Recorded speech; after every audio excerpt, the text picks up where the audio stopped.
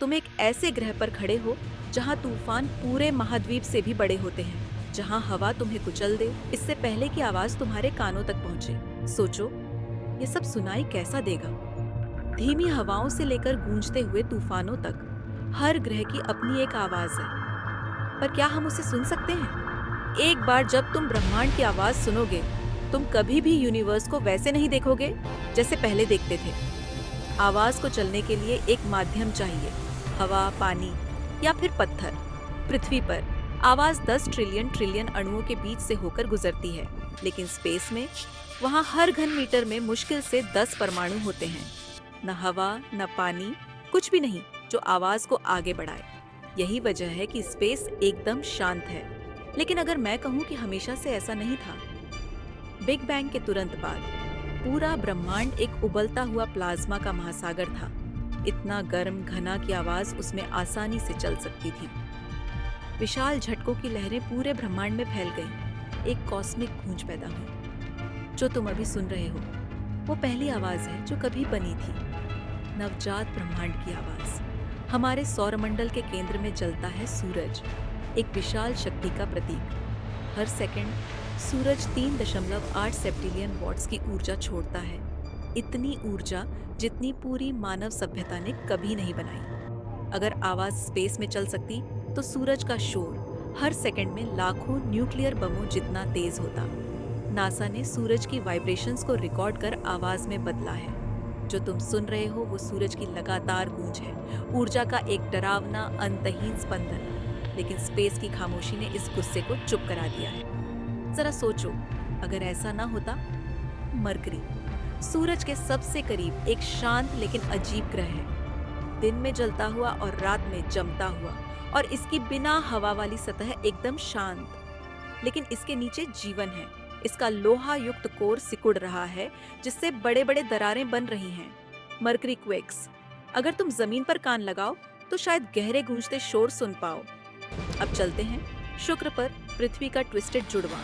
यहाँ की हवा इतनी भारी है कि एक सबमरीन भी कुचल जाए। इसका वायुमंडल पृथ्वी से 90 गुना घना है और सल्फ्यूरिक एसिड के बादलों से भरा हुआ है। बिजली लगातार कड़कती है, एक गहरा धीमा गरजता हुआ शोर पैदा करती है। 1980 में सोवियत वेनेरा लैंडर्स ने शुक्र की हवा की असली आवाज रिकॉर्ड की थी। धीमी, डरावनी। पृथ्वी हमारा घर एक अनमोल रत्न है, केवल इसलिए नहीं कि यहाँ जीवन है, बल्कि इसलिए कि यहाँ आवाज भी है। पत्तों की सरसराहट से लेकर समंदर की लहरों तक पृथ्वी ध्वनि से भरी हुई है। पर हमारे वातावरण के बाहर बस खामोशी। मंगल ग्रह पर ध्वनि और भी धीमी है। इसका वायुमंडल पृथ्वी से 100 गुना पतला है। 2021 में नासा के परसिविरेंस रोवर ने मंगल की पहली आवाज रिकॉर्ड की। धीमी हवा की सीटी और रेत पर पहियों की सरसराहट। मंगल एक शांत ग्रह है, धूल में बसी फुसफुसाहट के साथ। ब्रह्मांड का राजा बृहस्पति शांति से बहुत दूर है। इसका विशाल लाल धब्बा 400 साल से चल रहा तूफान है। यहाँ की बिजली पृथ्वी की तुलना में 1000 गुना शक्तिशाली है। अगर आवाज स्पेस में फैल सकती तो बृहस्पति की गरज ब्रह्मांड की सबसे तेज आवाज होती। नासा की जूनो स्पेसक्राफ्ट ने इसकी रेडियो तरंगों को ध्वनि में बदला। गहरी, अशांत गूंज। ये अपने खूबसूरत छल्लों के पीछे एक रहस्य छुपाए हुए है। ये छल्ले चुप नहीं हैं। बर्फ के अरबों कण आपस में टकराते रहते हैं, एक हल्की दरार जैसी गूंज बनाते हुए। नासा की कसीनी स्पेसक्राफ्ट ने इसे रिकॉर्ड किया। शनि के छल्लों की कॉस्मिक फुसफुसाहट। नेपच्यून पर हवाएं 2000 किलोमीटर प्रति घंटे की रफ्तार से चलती हैं, पृथ्वी पर ध्वनि की गति से भी तेज। सोचना, एक तूफान में फंसना जो बर्फ से भी ठंडा हो। यूरेनस जो अपनी साइड पर झुका हुआ है, उसके बादल भूतिया गूंज रखते होंगे। और फिर हैं ब्लैक होल्स, सबसे डरावनी खामोशी। ये हर चीज को निगल लेते हैं, मैटर, लाइट, यहाँ तक कि आवाज भी। लेकिन जब दो ब्लैक होल टकराते हैं तो वो स्पेस टाइम में लहरें भेजते हैं। लाइगो ने इन ग्रेविटेशनल वेव्स को पकड़कर आवाज में बदला। क्या आकाशगंगाएं भी आवाज करती हैं?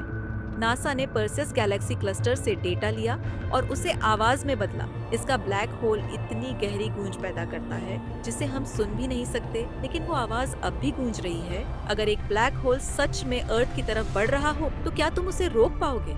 जानने के लिए अभी क्लिक करो और देखो।